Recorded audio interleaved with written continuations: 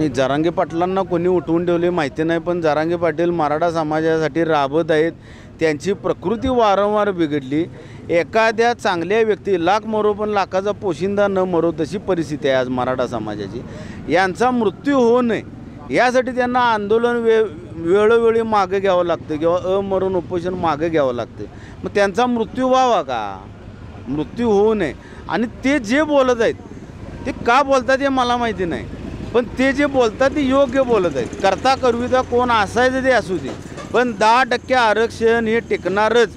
जर टिकलं नाही तर आम्ही राज्य शासन करते म्हणून मुख्यमंत्री महोदय उपमुख्यमंत्री राजीनामा देतील का? तर ते राजीनामा देणार नाही. त्यांनी आम्हाला स्टॅम्पवर लिहून द्यायचं की जर आमचं हे दिलेलं हे आरक्षण जर कोर्टामध्ये टिकलं नाही तर आम्ही केंद्रापासून ते राज्यापर्यंत आम्ही राजीनामा देण्यास तयार आहोत. लिहून देतात आम्हाला.